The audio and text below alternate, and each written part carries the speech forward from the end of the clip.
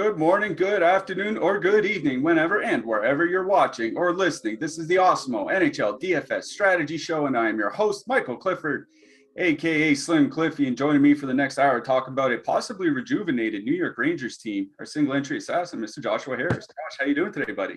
We love the Rangers. Oh man, they ran through the Penguins last night, and oh man, were we both wrong about the Rangers top line. Yeah. Anybody who watched the show yesterday, I said I basically didn't like the style that Frank Vetrano brought to that top line. I thought they might need a bit more of a playmaking element, and they absolutely just buried Pittsburgh. Lots of people won money last night if they had that Rangers top line. Brian Dozier, subscriber in chat, took down the $12 single entry last night with Rangers 1, Colorado 2. Colorado 2, like, they had a good game, not a massive game, but it was their pricing that fit well, fitting in with that Rangers top line. He took down the single entry. So congrats to you, Mr. Dozier. I did not do well last night. I had Colorado 1 plus Alex Tuck and Tage Thompson. I left Jeff Skinner off, and Jeff Skinner double donked, so I didn't cash. How'd you do? I did the same thing. The last two times I've used Buffalo 1, I've left Jeff Skinner off. The first time he had a 4-goal game, and last night he had a 2-goal game. So, yeah. I got to stop leaving Jeff Skinner off. Or just let us know when you are leaving Jeff Skinner off so we can act appropriately. Yeah, and what else? I mean, I had Colorado 1. They were fine, but Rangers went nuts. Flames reunited the top line. They went nuts. So, was nowhere near the cash, but didn't play very high volume on Friday. I try not to play super high on a Friday, but back at it tonight. Excited for this slate. Rare Saturday 9-game slate. Usually there's more afternoon games. So, we got, I think it's 9 games tonight. Yeah, I was kind of surprised too, especially with the March Madness lineup.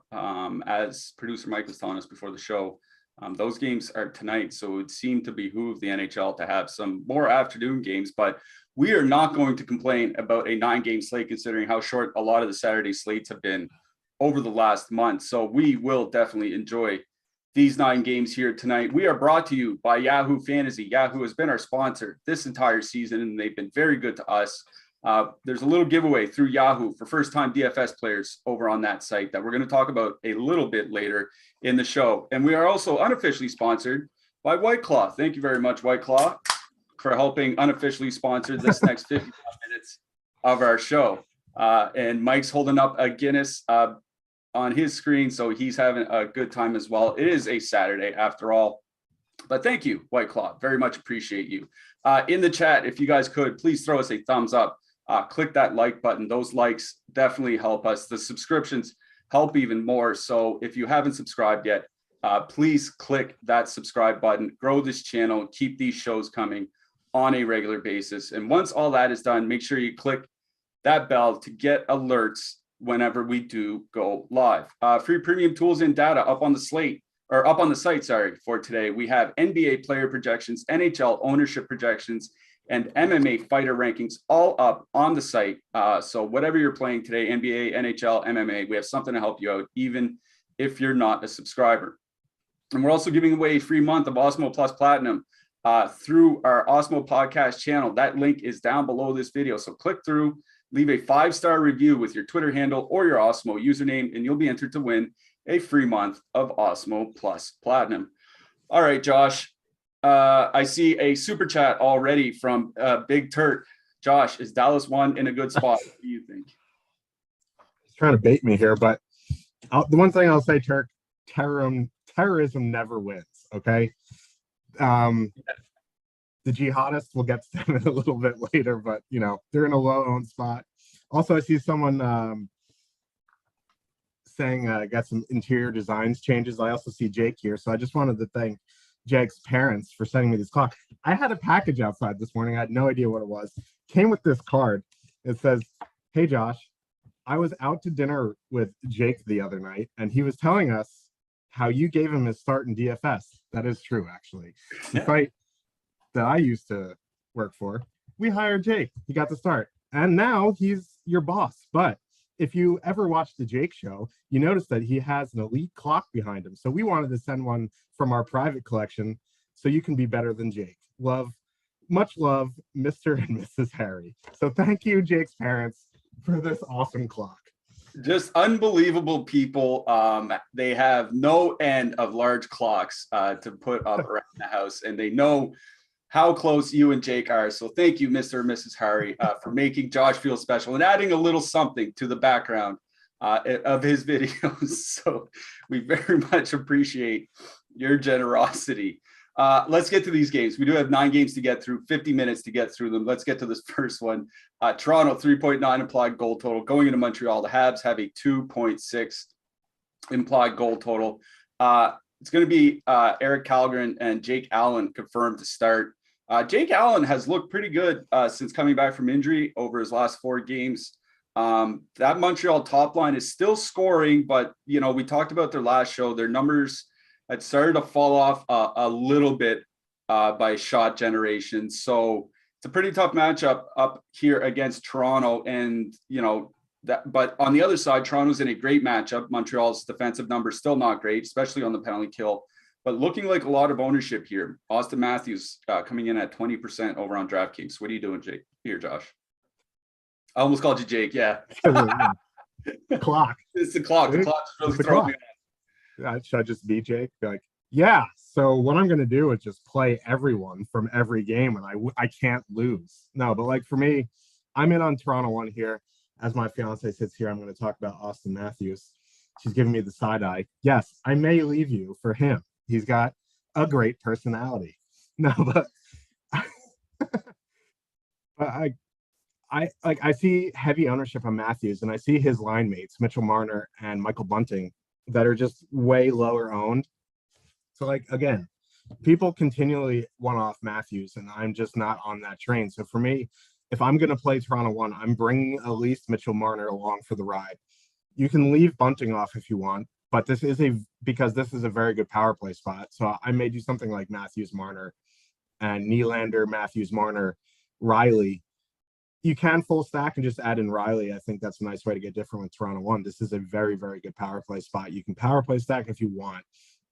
That second line hasn't been great. So I think for me on the Leaf side, I'm just going to concentrate on Matthews, Marner, add in Bunting, leave him off, add in Riley, something like that. So that's what I'm going to do. On the Montreal side, in theory, I like the top line here just because, again, Eric Calgren has started to show why he's been in the AHL all season. This is just a really tough matchup going into the Matthews Marner line. They're just very good offensively and defensively. So in 1 to 3, I don't think I'm going to get to Montreal 1. And they're getting a little bit more ownership than I expected. Like 4% on a 9-game slate isn't high, but for a line that I would possibly target in MME in a not the best spot, I was hoping to get them 1-2%. So, you know, you can get them in your MME mix, but in 1 to 3, I don't think I will get there. If anything, like I think one-offing Mike Hoffman on power play 1 would be the route I would go. Yeah, Mike Hoffman is a good call. He's the guy I had circled as a one-off as well. He's projecting very well, both by my numbers and, of course, by the Awesemo projections. That Toronto top line, like they're projecting very well. Like obviously, high total, great matchup, good line. They're projecting for about 10% more DK points than the next closest line that we have on this slate. And certainly there are lines within 10% of their price. So, you know, the leverage, the price, the projection, everything makes sense. Matchup is fine. You know, the Montreal penalty kill is still in the bottom 10, and they're taking a fair amount of penalties as well. Like it's a really bad combination for this Montreal penalty kill. So like if you don't want to stack Michael Bunting you know, in that lineup, I think you can make some sort of power play stack, add in, you know, John Tavares or add in Morgan Riley or what have you. But I think it's Toronto, like, I know it's the Toronto top line I like most in this game. Toronto too, like, we talk about it often. Alex Kerfoot just absolutely nukes that team or that line's capabilities. With Kerfoot, the Toronto second line is generating just 41% of the scoring chances when they're on the ice. And without Kerfoot, that number jumps to 54%. it's just night and day. He's completely sinking that line. And of course, now that I say that, I've cursed him to a 2-goal game here tonight, but that's why I'm not on Toronto 2 here. So it'd be Toronto 1 or nothing for me. On the Montreal side, I agree with you on the top line. Like, I think they're even fine in 1 to 3, just because they do tend to play so many minutes, right? Like, it's not like this is a Calgary top line that might only play 17. Like, Suzuki's probably going to play 20 plus, like Caulfield's going to be up close to that, et cetera. So I think 1 to 3, they can at least be considered. They're not a heavy target for me by any means. So definitely Toronto 1, maybe Montreal 1. Like a Mike Hoffman one-off, like you said, he still projects well, but there's really not a lot in that Montreal depth that I want to look at. Like, there's just too many injuries, too many guys traded, et cetera, et cetera. On the blue line, Mark Giordano only played like 18 minutes in his first game. That's really not a lot. And considering that Toronto has a team philosophy of defensemen not shooting, like 18 minutes without a lot of shots for Mark Giordano, you're relying on like 2 assists and some blocks and all that. So I think I'm just going right back to Alex Romanoff on the Montreal side. What do you think? Yeah, Romanoff, Savard. Outside of correlating with Riley, I'm probably out on the Leafs defenseman. I would assume at some point Mark Giordano is going to move up with TJ Brody or move up to the top pair and get, 22, 23 minutes a night. But for now, if he's on the third pair, I'm out on him. Yep, I agree with that. Florida going into Ottawa. Florida has a 3.9 implied goal total. Ottawa has a 2.6 implied goal total. Big news for the Ottawa Senators here. The Drake Batherson, he's back in the lineup on the top line with Josh Norris and Brady Tkachuk. We should note that line, like, their possession numbers hadn't generally been great this year, but their actual scoring numbers, which is all that really matters for DFS, excellent. 4.5 goals per 60 minutes at 5-on-5. When I looked at our top stacks tool, that Ottawa top line, pretty good leverage. Not very many people using them here tonight. 2.6 is not nothing. Like, it's not a 2.1 or something like that. What do you think here, Josh? Yeah, like that top line, I'm kind of hoping that was the ownership Montreal's top line was going to get. Like 1.5, 2%. Them at 2%, I think is fine. Like, Batherson coming back more expensive than Brady Tkachuk and Josh Norris, I think are going to keep people off. But like, I'm fine using them tonight. I don't know if I'm going to get to them in my one lineup. Like, I probably won't, but I have no issues playing them. The problem is this is a pretty tough matchup, but the Panthers are a pretty high-paced team. They have a, they do give it up defensively. I'm obviously Claude, they're going to get Barkov, Drew, Verhaeghe, which should be a good line. We just don't know. Drew has played one game there, so I'm fine with, Ottawa 1 here. But like you said, their possession numbers aren't great, so that makes me in on, Florida here. Surprise, surprise, is they have a 3.9 total. Forsberg, and that has actually been he's probably pretty well recently. He got that nice fancy extension, much to the chagrin of our miserable Sens fans friend, Big Turk, who baited me about 10 minutes ago. So, man, I don't know. I'm in on the top line here.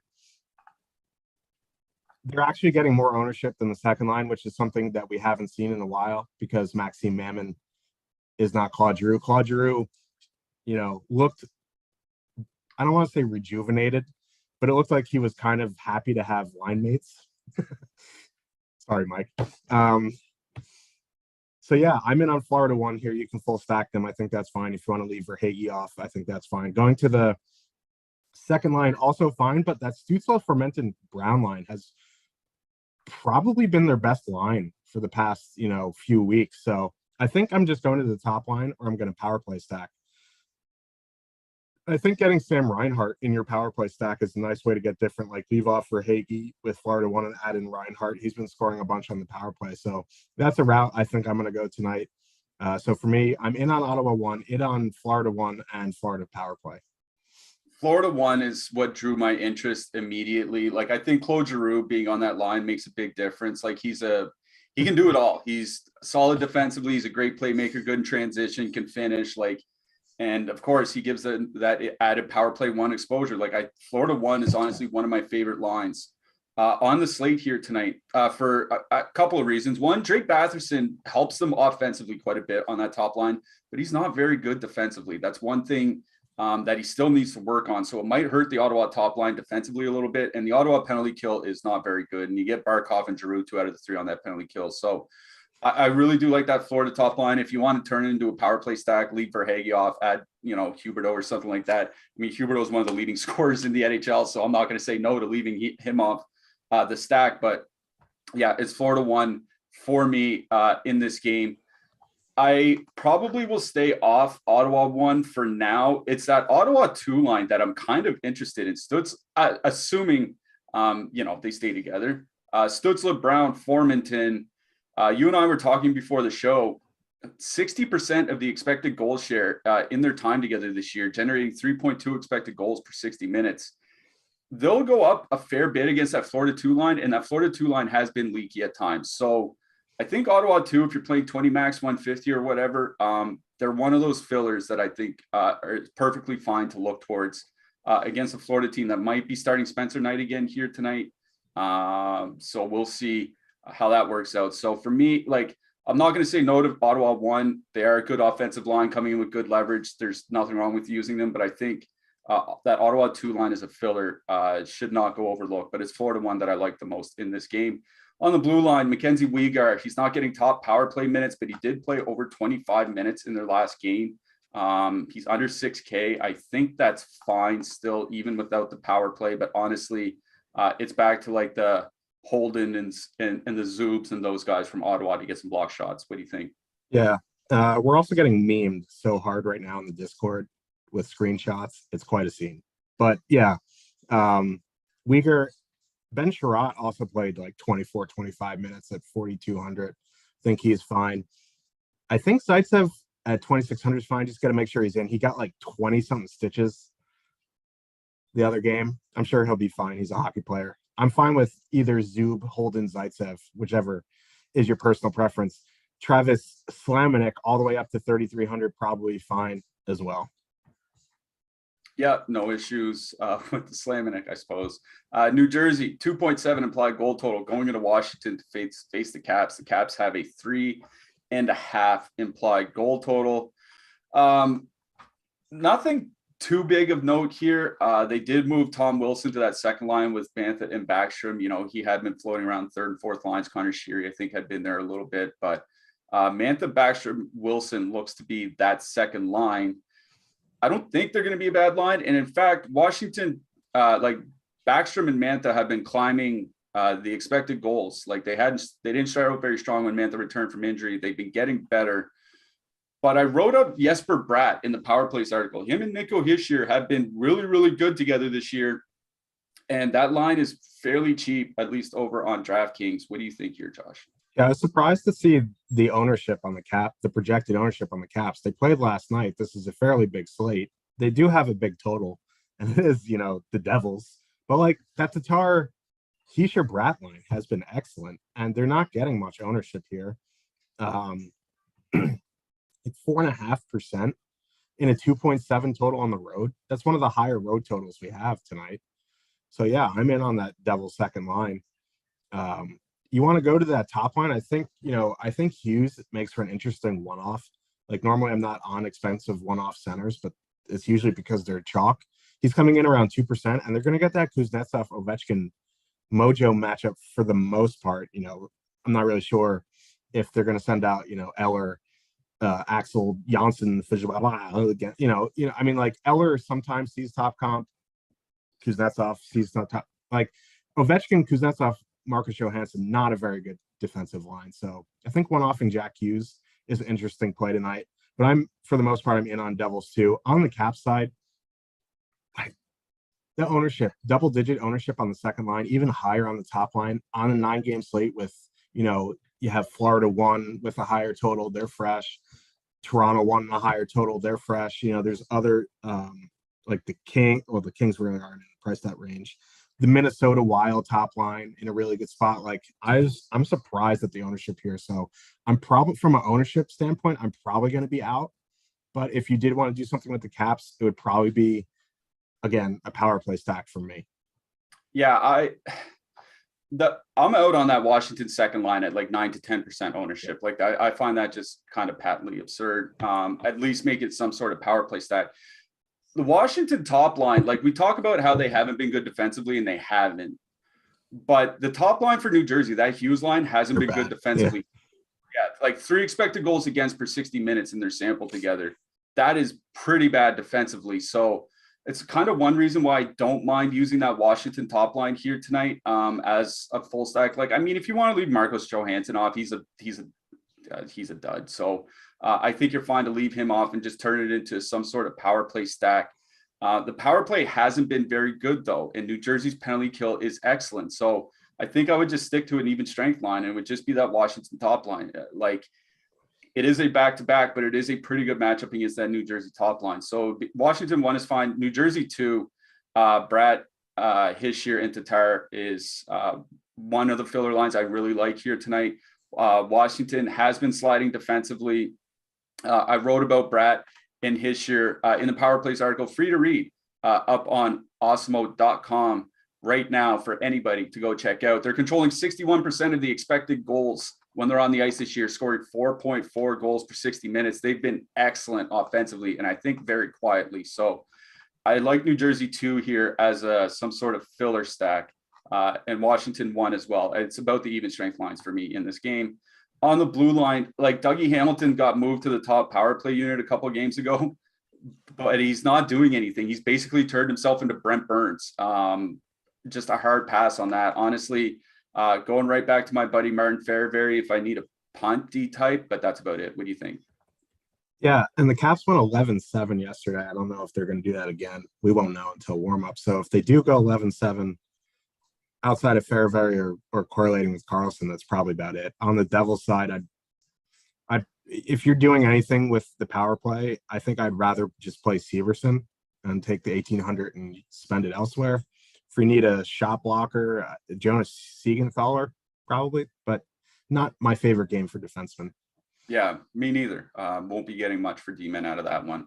Opening day is right around the corner, and now is the time to lock in your Awesemo Plus MLB annual pass. Save 25% when you use the promo code TROUT, capital letters TROUT, at checkout to get player projections, ownership projections, our top stacks, our top pitchers tool, and a whole lot more for the entire MLB season right through the playoffs.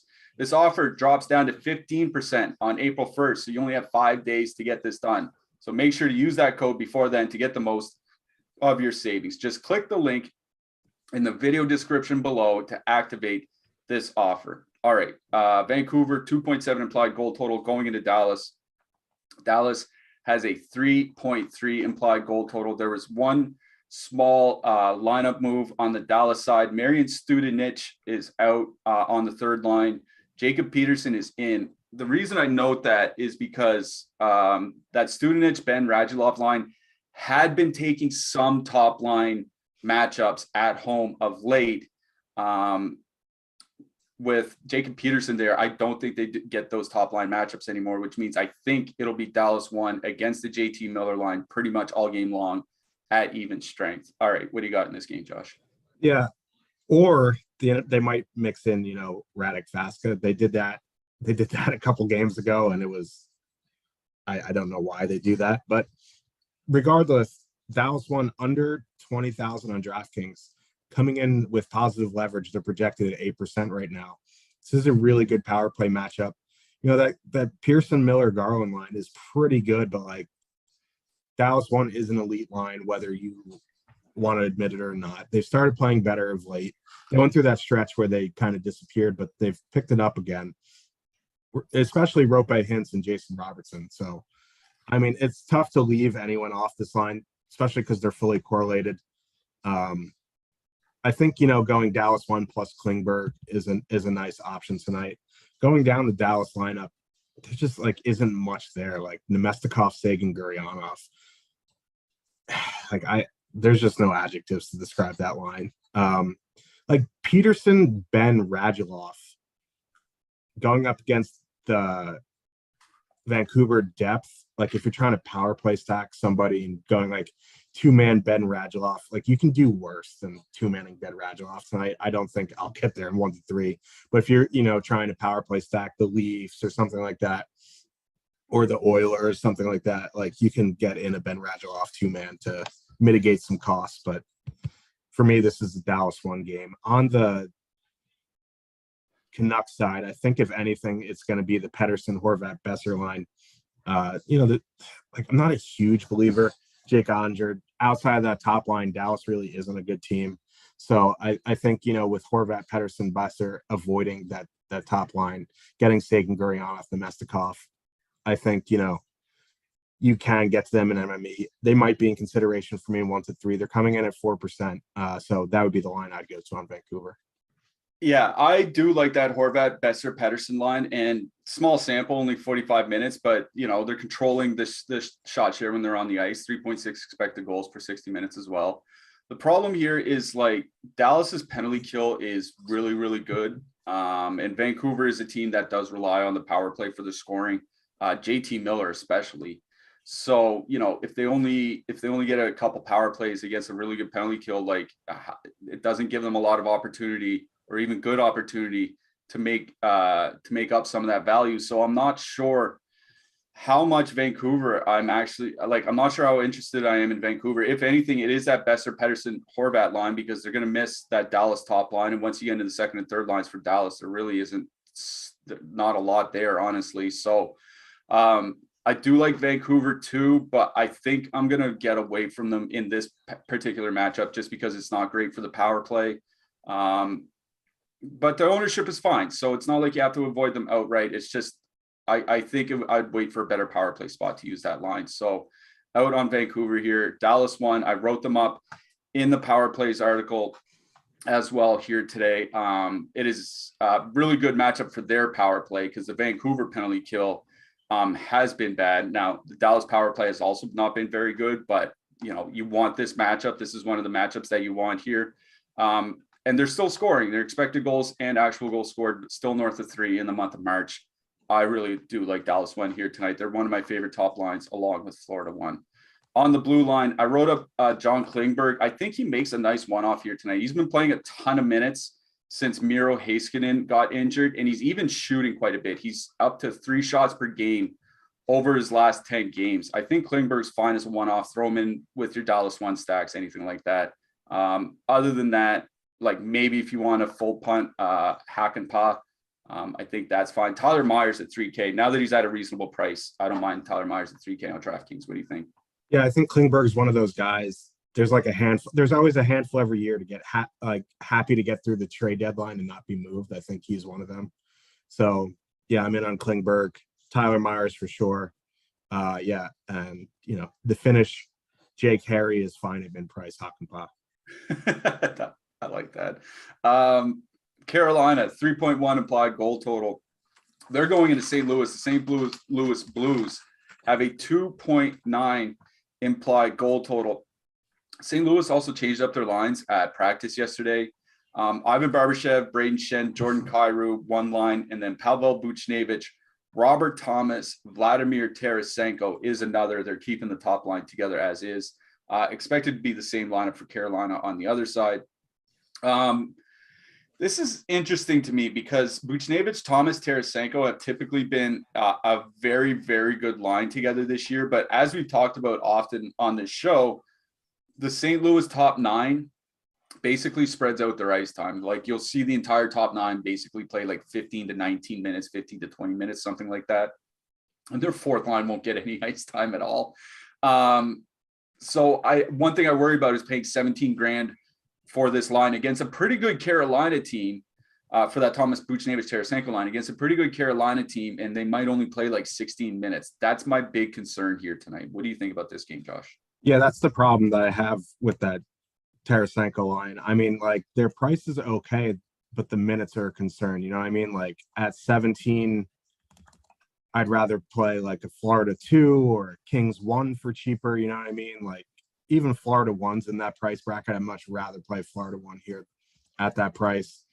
Caps 1 is in there as well. The thing is, they're not going to get much ownership, but this isn't the best matchup. So, like, weirdly enough, despite this being a 6 over under, I don't have much interest in this game besides, maybe some defensemen and goalies. So you want to go to that top line for the Blues. They're getting under 1% ownership right now, and they've played really well. They're going to get Aho, Teravainen, and Jarvis. It's not the best matchup. So I think in this game, there's a bunch of MME targets. St. Louis won, St. Louis, whatever you want to call the Thomas Tarasenko line, and then the top 6 of Carolina all should be like, if I was 20 maxing, I'd maybe have some of this game. If I was 150 maxing, I'd have everything I just mentioned for sure. Anytime you can get Carolina, these lines at 1-2%, I'm in on them. This is a tough matchup though. And then all the Blues lines are coming with almost no ownership. So I think getting over the field isn't very hard in this game, but I just feel like this might be like a fairly low scoring game. I always joke about with the Carolina Hurricanes, come for the expected goals, stay for the shutouts. Ville Husso honestly is one of my favorite goalies tonight. Yeah, I do like Husso as well. We're going to talk about more goalies at the end, but I do like him tonight. Here's my issue with this game is, like, I'm not sure exactly how they're going to go with the matchups. I assume, like, obviously it's going to be O'Reilly against Sebastian Aho, but there's a big difference between being matched up against Carolina 2, which is not a very good defensive line, and Carolina 3, which is an excellent defensive line. And that's kind of what's bothering me with St. Louis here is, like, if I knew Tarasenko, Buchnevich, Thomas were going to get 14 minutes of 5-on-5 ice time against Trocheck and Natchez, I might play that St. Louis line. But if they get 14 minutes against Jordan Staal, Nino Niederreiter, Jesper Fast, it's an easy fade for me. So because I don't really know how that lineup matching is going to work out, like, I assume Schenn and Kyrou is going to be the third line and that Thomas Tarasenko and Buchnevich will be the second line, but it's honestly just a guess. So if you want to take a stab at them, like you said, in MME, Tarasenko, Buchnevich, Thomas, take a stab at them. You only need a handful of lineups to get way over the field. So that would be the line I would use here tonight. On the Carolina side, I wrote up Nino Niederreiter in the Power Plays article. God, I love that guy. One of the reasons he's min price on DraftKings, Stone Cold min, 2,500. And like I said, for the Natchez line, not very good defensively. You can say the same thing for Schenn and Kyrou. They're underwater by shot share as well. So, like, I think that Carolina third line can get the run of the play against Schenn and Kyrou if that's what the matchup ends up being. And that's why I really like Nino Niederreiter as a stone min punt here tonight. 11, 12 minutes against an underwater line when they're really good. Don't mind him here as a punt, but that's honestly it for me from Carolina. This just isn't a matchup I want to target. St. Louis top line is way too good at 5-on-5. The penalty kill is very good as well. So for me, on the Carolina side, maybe some one-off Niederreiter. That's about it. On the St. Louis side, Thomas, if you're playing 150 max, the Thomas line. But honestly, that's about it as well. On the blue line, nobody really sticking out to me on either side here. Like Nick Leddy, like 20 plus minutes power play. Like he's Mikey Anderson with power play minutes to me. So Chris Weidman is what you're saying. Chris Weidman with more minutes or anything. So honestly, don't think I like a single defenseman out of this game. What do you think? Yeah, and I agree with the Nino Niederreiter take. That was such a bad trade for the Wild. I think of like really bad trades like Zibanejad for Broussard.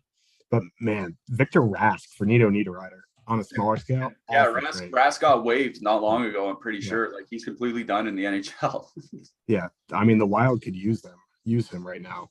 But good stuff. Not really anyone on the blue line. Nope, I agree with that. We have partnered with Yahoo Fantasy this NHL season to bring you some great offers. Check out our exclusive limited time offer, which gets you 1 free month of Awesemo Plus Platinum. To qualify, you need to be new to Yahoo, sign up for an account via the link below, deposit and play. That's it. Yahoo will send us your name after you played in your first paid contest, and we will reach out via email with your coupon. Make sure to use our DFS tools and projections designed specifically for Yahoo to give yourself the best shot at winning big. All right, we got a real doozy of a game coming up here. We have Columbus with a 2.6 implied goal total going into Minnesota. The Minnesota Wild have a 3.9 implied goal total. Columbus played last night in Winnipeg. That's a little bit of travel going from Winnipeg to Minnesota across the border overnight. They're saying Elvis Merzlikins is going to play again on the back-to-back. Columbus is definitely one of the bottom 5 defensive teams in the league, certainly have been over the last couple months. This looks like to be a really good matchup for Minnesota, but I look at the ownership, not super high, but the Minnesota top line is one that we're targeting. The depth lines are coming in with a fair bit of ownership as well. It looks like people might be going here for their filler stacks. What do you think about this game, Josh?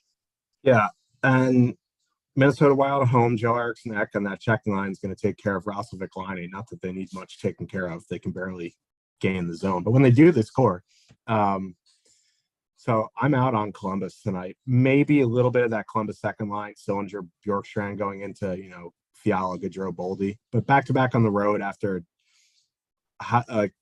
it's definitely an emotional game for Laine Roslovic.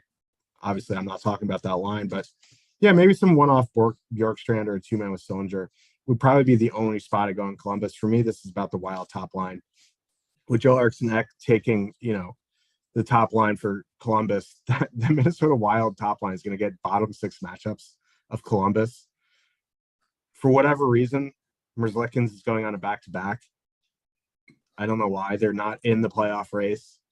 Not really in the playoff race. Like, they would have to win out, and other teams need to fall off the roller coaster and break every bone in their body for them to have a chance. So I don't know. I'm very much in on the Minnesota top line tonight. The ownership's a bit high, 15-16%, but I still think, they're still coming in with leverage, positive leverage. So I do really like them tonight. I'm gonna sneeze, so I'm gonna kick it back to you for a minute. Columbus 14 points out of a playoff spot with 17 games to go. I don't think they're going to make a run at the playoffs. One thing I wanted to mention about that game last night was the lineup did get changed as the game went on. They finished with Nyquist, Sillinger, and Bjorkstrand, as a line.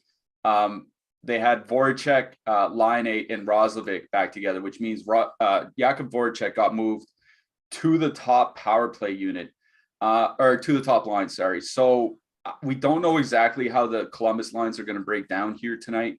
I'm not playing Columbus anyway. We talked on the last show when Minnesota was on. Minnesota, they had been sliding defensively after the All-Star break, but they really picked things back up in March. They've been a really good defensive team. Marc-Andre Fleury is starting tonight, not Cam Talbot.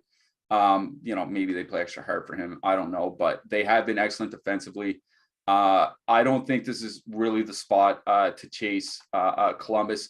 They went to overtime in Winnipeg, probably an emotional game for Jack Roslovic and Patrick Laine both. We just saw the same thing with Philly a week ago for Giroux's 1,000th game, a little bit of a letdown the next night. Could see the same thing with Columbus after that Laine and Roslovic return. So I'm out on Columbus here. I wrote up Ryan Hartman in the Power Plays article. He is a volume shooting guy.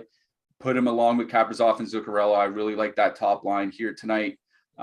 It doesn't matter what the matchups are, really. In fact, if Voracek is going to go to the top line, he might be their best two-way winger, and that takes him away from the depth that the Minnesota top line it would see, ostensibly anyway. So, yeah, I really do like that Minnesota top line. I'd put them right alongside Florida one and Dallas one among my favorite top lines on the slate here tonight. So Minnesota one for me. If you want to dip down to Minnesota 2, I don't think there's a problem with that. They've been up and down, but they've been really good over the last few weeks, controlling 59% of the expected goal share. They don't get significant power play minutes, and that sucks, but they're also not very expensive, so it's reflected in the price, obviously. Don't mind Minnesota 2 as a filler, but it's really Minnesota 1 or nothing for me out of this game.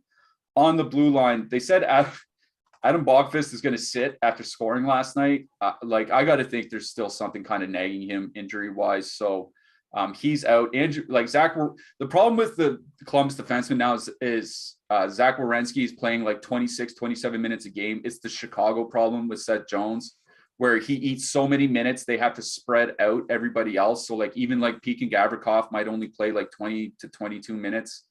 I don't know. I think Peak is fine at 3,100 on DraftKings, but this is another game where I don't think I'm going for defenseman. Yeah, I agree with Peak would probably be the only one I'd possibly play. On the Wild side, Spurgeon, if you're correlating, is fine. Not a huge fan of one-offing him. Jacob Middleton, I think, is fine at 3,300 if you're in that price range for a final spot. but that's really about it. Yep, I agree with that. Let's move it along to Edmonton going into Calgary. This is a doozy. Edmonton 3.0 implied goal total. Calgary 3.6 implied goal total. Calgary played last night. I started Jacob Markstrom last night as well. Of late, they won't announce anything until warm-ups start, but of late they've been using Dan Vladash either on the first or the second of a back-to-back. With Markstrom starting last night, I assume Vladash goes tonight, but it is the Battle of Alberta. I don't know, maybe old Sutter here pulls something a little different, but I am expecting Vladash tonight. That might be why you see 3.0 for Edmonton. That's the highest total for an underdog on the slate here tonight, despite Calgary being an excellent defensive team. In that game last night, Calgary moved Matt Tkachuk back up to the top line and moved Tyler Toffoli to a line with Dylan Dubé and Michael Backlund. We don't know if that Calgary top line is going to stay reunited. It seems like a little bit of a mess of a game, but there's 6.5 goals expected here. What do you think, Josh? Yeah. First thing you notice is the ownership on Connor McDavid. Like, I know he hasn't like slate break anything recently, but he's still scoring at a good clip. He's 9,200. He's cheaper than Matthews. He's a little bit more expensive than Barkov, but 1% on Connor McDavid, even if that's like 5, 6, 7%, I think that's fine. But man, anytime you can get McDavid at that low of ownership, like his line mates are coming in under 1%. I think Edmonton 1 here is a very spicy GPP play.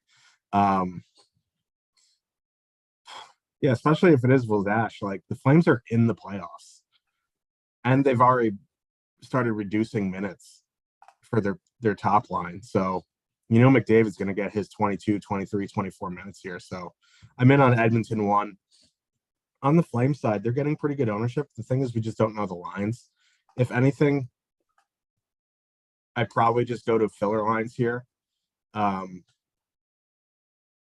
If it is Gaudreau, Lindholm, Tkachuk, like, I'd probably go to the Mangiapane, Yarncroc, Coleman line, but not super interesting. Like, this game could be like really high scoring. It's just hard to prioritize these lines with Minnesota. There's Florida. There's Dallas. Flames are on a back-to-back here. They have minutes concerns. I know they went absolutely ham last night, but like, they're probably going to play 15, 16, 17 minutes again tonight.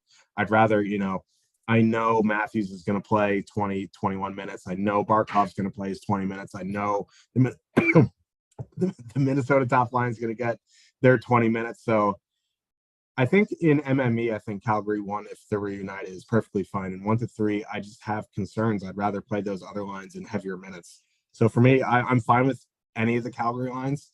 But again, it's minutes concerns. And I'm definitely going to be, if I was MMEing, I'd be way over the field on Edmonton 1 tonight. Yeah. $21.6 thousand on DraftKings for that Calgary top line, assuming Tkachuk is back up there. Like, and if they only, like, they did play 18 to 19 minutes last night, but if they only play 16 or 17 here tonight, it is a back-to-back. Maybe they kind of reserve themselves a little bit. It's just not a lot. The problem is like, this is an excellent power play matchup for them. Like, we talked on yesterday's show about how good the power play matchup was against Arizona. Edmonton's penalty kill has been about as bad as Arizona's over the last 6 weeks. Like, that's a big problem here tonight. Is the Edmonton penalty kill is bad. They have improved a lot at 5-on-5 since Jay Woodcroft took over. You have to give him credit for that, especially defensively. But the penalty kill is just a mess. And that's really the issue I have with getting away from Calgary.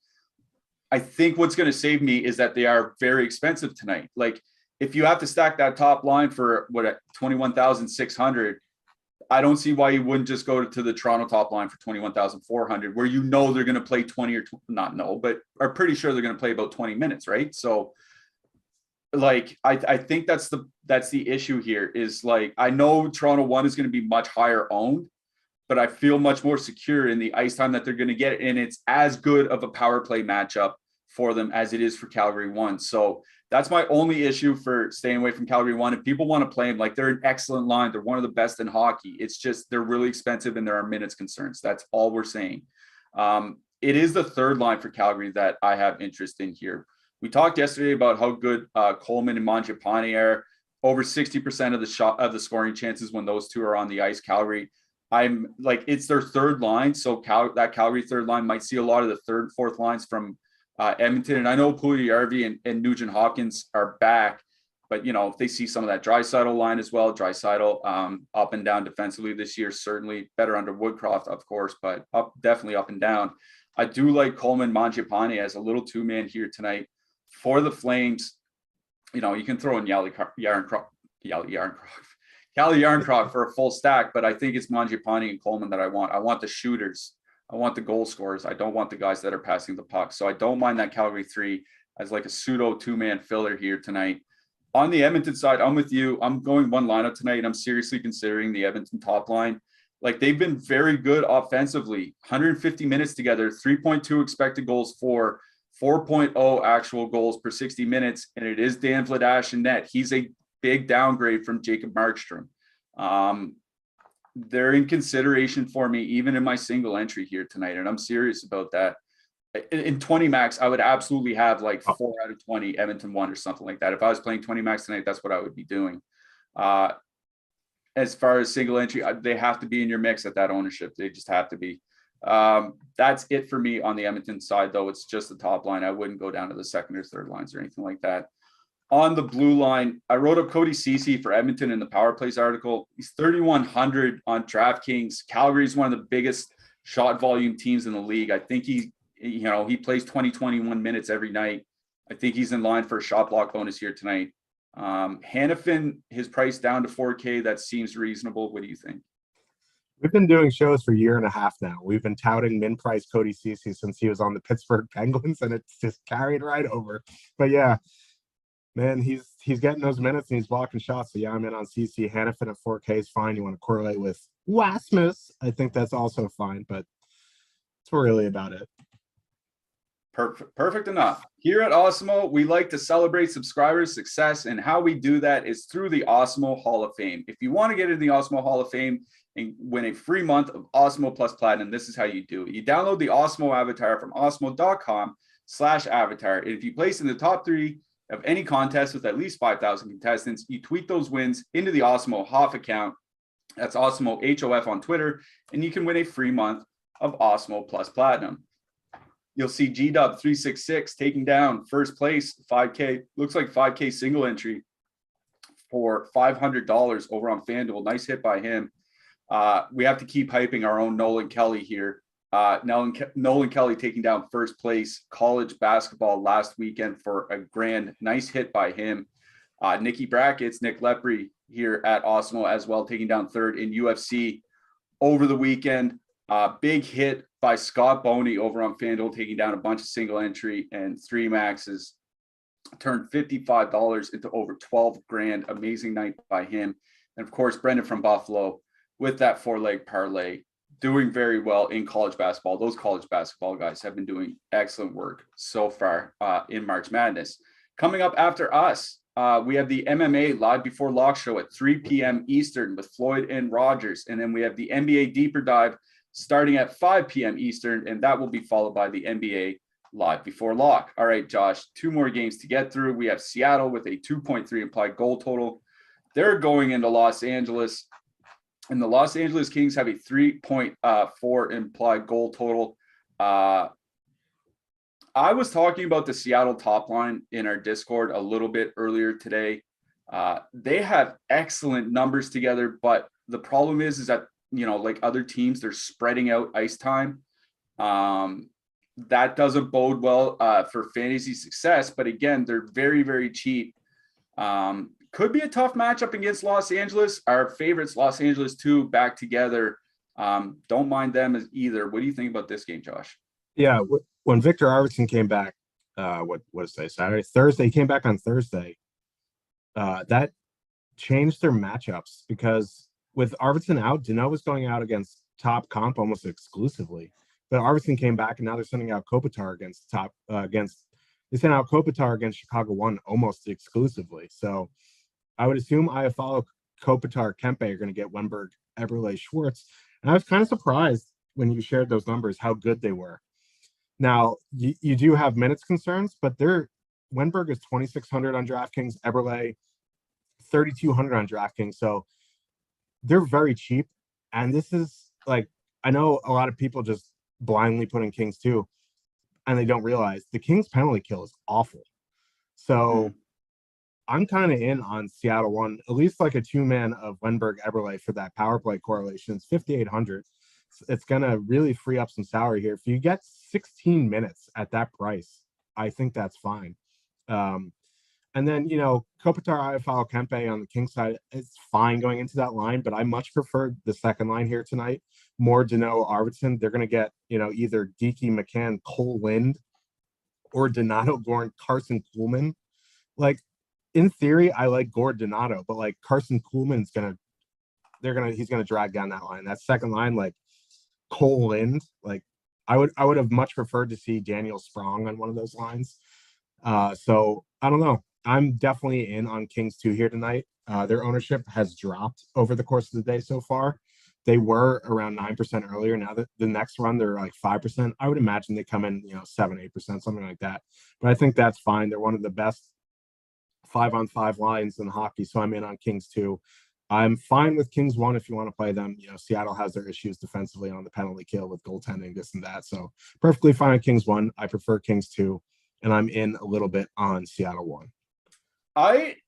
One thing that kind of shocked me about the Los Angeles top line, you and I typically talk a lot about like how lines have been performing recently, like the last 100 minutes or the last month or whatever. If you look at the entire season for that Kings top line, they're scoring 2.1 goals per 60 minutes at 5-on-5. It's pathetic. Like, that's awful. Like, honestly. No. Especially if you look at their home road splits. They're at home tonight, but on the road, they play just such a slow pace. And their fourth line of Lemieux, Lizotte, Kaliev is scoring 2.9 goals per 60 minutes, right? Like, The fourth line is blowing the top line out of the water by scoring rate per 60. That really shocked me for that Los Angeles top line. And if they're going to go into what looks like a tough top line match for Seattle, hard pass for me on Kings 1. It is Kings 2 in this game for me. I wrote them up in the Power Plays article as well. I didn't think there'd be super high ownership because of the price on Victor Arvidsson, and the over ownership, like 6% is just fine. Like, they've scored 4.4 goals per 60 minutes this year at 5-on-5. They could absolutely torch anybody on a given night. So Kings 2, Seattle 1, I'll say it. I don't mind them as a punty type filler here tonight. If you want to leave off Wenberg because he's, kind of just an assist bot, I think that's fine. But I don't mind that Seattle top line as a punt here tonight. On the blue line, honestly, like, I think Adam Larson makes sense at 2,700 on DraftKings for shot blocks. He played a lot of minutes in their last game. That's about it. What do you think? Mind Vinny Dunn for the power play. Like, 3,400. I'd much rather play Vinny Dunn than Nick Leddy. Because, like, if Seattle does score on the power play, Dunn will probably be involved. So fine with Dunn. I do like Larson. Carson Soucy feels like he's kind of like chasing points there. He only plays like 17 minutes. I kind of like Sean Durzi tonight, despite the price tag. He's 5,400, but man, has he been producing lately? Yeah, I don't mind him either. My problem is he's in that John Klingberg range, price range for me, and I just like Klingberg a lot better tonight. All right, real quick, this last game, Anaheim going into San Jose. Anaheim 2.7 implied goal total. San Jose sitting at 3.3. While we were on the air, I noticed San Jose said doesn't look like Logan Couture is playing tonight. So the Sharks basically have absolutely no depth, which would make the insane ownership that we have projected for them on the top line make a lot more sense. I'm going to say it flat out. I don't understand playing anybody on the Anaheim side. Like, I'm sorry, I know how bad San Jose is, but Anaheim has just been absolutely decimated by both injury and trades. So I'm out on Anaheim. San Jose won at 20 to 25% ownership that we have them projected at is a hard pass for me. Honestly, I think my favorite player in this entire game is Jacob Magna. He's almost 2 blocks per game, getting more ice time on the blue line for San Jose. That's about all I like. Timo Meier, if you want to one off him, he shoots a ton, should get a lot of shots. No problem there. I don't know if I'm going to full stack the whole line. What do you think? Yeah, with Couture out, like, I think that probably fully correlates the top line on the top power play. Yeah, bare so band like for the top power play. 27% on a 9-gamer is just a pass. If they shark me, they shark me. You know what I mean? Like, it's just what it is, what it's going to be. Like, I'd rather play better lines. Now, it is the Ducks. They have a terrible penalty kill. They're absolutely obliterated by injuries. So, you know, there's a good chance it could burn me, but I'm going to fade at that ownership. Like, without Couture, like, the Sharks' depth is so bad. Like, I want to get behind something on the Duck side. There just isn't anything. Like, maybe a Henry Comtois, but they're coming in over-owned. You know, that's the problem. So, I don't know. I'm probably just out on this game and just hope it, you know, I'll just sleep it off if it's like a 7-6 game. Well, yeah, like I said, I might play Magna on the blue line. I don't mind John Gibson either as a goalie. So let's get to that, Josh. Let's get to our hat trick picks and our goalies for tonight. My hat trick pick, let's see if he can put up I think his third hat trick of the season. I'm going with Jason Robertson from Dallas. In net, I like Ville Husso. I like John Gibson that we just talked about from Anaheim. Jake Ottinger from Dallas. And if you want a cheap goalie that could get blown up, Jake Allen from Montreal. Who you got? Yeah, I do like those goalies. Let's see. I'll add Antti Ranta. He might, or whoever's starting for the Hurricanes in that mix. The Hurricanes Blues game is, I'm going to target the goalies here. Let's see. Any other cheapies that you could, like Anton Forsberg, another one of those guys you can punt and hope. Because we saw last night, who was it? Carter Hart. He was 6,900, gave up 6 goals. And still had like 15 DK points. So like these goalies, if they get volume, they get the saves bonus, I think is viable. And my hat trick pick, it's going to be the Kirill Kaprizov. I love it. Kirill Kaprizov, Jason Robertson are your hat trick picks for tonight. We are done for today. We will be back on Monday, I do believe. But until then, for producer Mike, for their single entry assassin, Mr. Joshua Harris, I'm Michael Clifford saying good luck tonight, everybody. Thanks for the clock, Harry's.